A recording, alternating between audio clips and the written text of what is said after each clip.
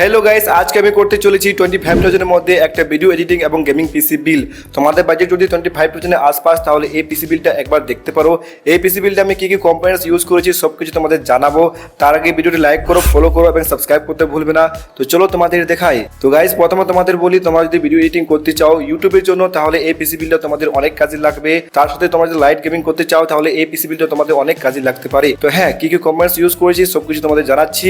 তো এই পিসিটার পারফরমেন্স তোমাদের অবশ্যই দেখাবো। তার আগে বলি কি কি কম্পোনেন্টস ইউজ করেছি এই বাজেটের মধ্যে। প্রথমে প্রসেসর বলি। প্রসেসর আমি এখানে ইউজ করেছি Ryzen 5 5600 GT, যার বাজারে প্রাইস হচ্ছে 12,300 টাকা। এটা একটি পাওয়ারফুল প্রসেসর, যার মধ্যে 6 কোর এন্ড 12 থ্রেড দেওয়া আছে, 19 MB টোটাল ক্যাচে দেওয়া আছে, boost clock 4.6 GHz, radian Vega 7 graphics দেওয়া আছে, মানে উইথআউট গ্রাফিক্স কার্ড ডিসপ্লে পেয়ে যাবে এই প্রসেসরে। আর মাদারবোর্ড ব্যবহার করেছি gigabyte A520 MK V2 motherboard, যার প্রাইস হচ্ছে 5,500। আমার ফার্স্ট চয়েস ছিল B450 মাদারবোর্ড, কিন্তু যখন বাজারে কিনতে যায় তখন B450 মাদারবোর্ড পাওয়া যাচ্ছে না অনলাইন ছাড়া। তো আমি বেশি চিন্তা না করে এই মাদারবোর্ডটা চয়েস করেছি। এটা একটা ভালো মাদারবোর্ড, যার মধ্যে টোটাল 4 সেটআপ পোর্ট দেওয়া আছে, USB 3.1 4টা দেওয়া আছে, USB 2.0 দুটো দেওয়া আছে, AMD এর যে কোনো 3000 এবং 5000 প্রসেসর সাপোর্ট করে, NVMe স্লটও আছে, Gen 3 HDMI এবং VGA দুটো ডিসপ্লে পোর্ট দেওয়া আছে, ডুয়াল DDR4 RAM স্লট আছে, যার মধ্যে 32 মেগাহার্টজ RAM ব্যবহার করতে পারবে। তো আমার মনে হয় এটা একটি ভালো মাদারবোর্ড। তোমরা চাইলে B450 মাদারবোর্ড ব্যবহার করতে পারো, কিন্তু প্রাইসটা একটু হাই হয়ে যাবে।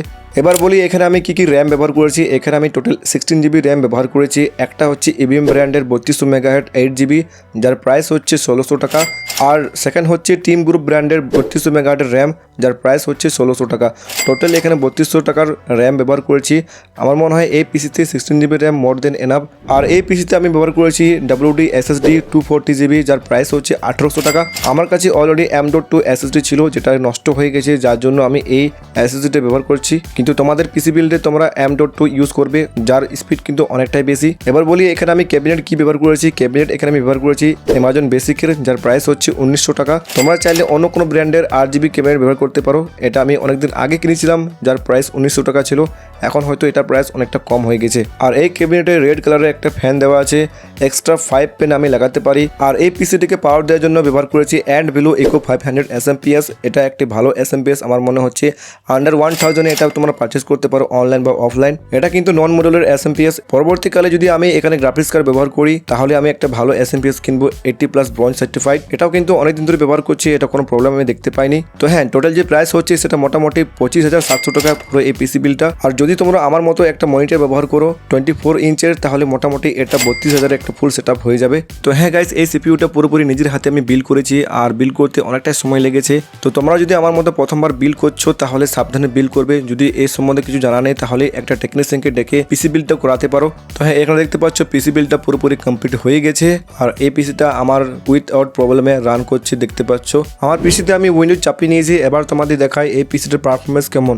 প্রথমে তোমাদের একটা 4K ফুটেজ এডিট করে দেখাবো কেমন 4K এডিটিং করতে পারছি। তো আমি এখানে ফিল্মোরা ইউজ করছি। ফিল্মোরাতে আমি একটা 4K ফুটেজ নিয়ে নিয়েছি, যেখানে কয়েকটা হালকা এডিট করব, মানে মোটামুটি টেক্সট দেবো, ট্রানজিশন অ্যাড করব, টাইম লাইনটা একটা বাড়িয়ে দেখবো। দেখতে পাচ্ছ এডিটিং ভালোভাবে হচ্ছে, আমি কোনো প্রবলেম দেখতে পাইনি এখনো পর্যন্ত। আর এই যে ভিডিও দেখতে পাচ্ছ, এটা মোটামুটি 4 থেকে 5 মিনিটের। এটা আমি এক্সপোর্ট করে তোমাদের দেখাবো। দেখতে পাচ্ছ এক্সপোর্ট করলাম, মোটামুটি 3 মিনিট সময় লেগেছে এই ভিডিওটা এক্সপোর্ট করতে। হ্যাঁ, আমার মনে হয় ভালো এডিটিং করতে পারবে 4K ফুটেজ। যদি বেশি ইফেক্ট অ্যাড করো তাহলে ল্যাগ করবে। আমি প্রিফার করবো তোমরা যদি 1080 পিক্সেলের ভিডিও এডিট করবে, তাহলে ভালোভাবে এডিট করতে পারবে কোনো প্রবলেম ছাড়াই। এবার বলি গেমিং পারফরমেন্স কেমন। তো গাইস, এখানে আমি তোমাদের GTA 5 গেম প্লে করে দেখাবো। তো হ্যাঁ, উইথআউট প্রবলেম GTA 5 এখানে রান করছে। তবে হ্যাঁ, বায়োস সেটিং এ VRAMটা তোমাদের একটু বাড়াতে হবে। যদি সেই বিষয়ে ভিডিও চাই, তাহলে কমেন্ট করে জানাও, আমি তোমাদের সেই বিষয়ে ভিডিও বানিয়ে দেবো। আর VRAM বাড়িয়ে দেখতে পাচ্ছ 1080 পিক্সেলে লো সেটিং এ ভালোভাবে গেমটা খেলতে পাচ্ছি। গ্রাফিক্স দেখো কত ভালো গ্রাফিক্স, কোনো প্রবলেম ছাড়াই এই পিসিতে আমি GTA 5 খেলতে পারছি। তো বুঝতেই পারছো কত একটা পাওয়ারফুল পিসি, যেখানে তোমরা GTA 5 মতো গেম খেলতে পারবে। আশা করি গাইস আজকের এই ভিডিও তোমাদের ভালো লেগেছে। তোমাদের মনে যদি কোনো প্রশ্ন থাকে, তাহলে কমেন্ট করে জানাও, আমি তোমাদের অ্যান্সার করার চেষ্টা করব। আর এই ভিডিওটি অবশ্যই লাইক করবে, ফলো করবে এবং সাবস্ক্রাইব করতে ভুলবে না। তো দেখা হচ্ছে অন্য কোনো ভিডিওতে, ততক্ষণে থ্যাংক ইউ, বাই বাই।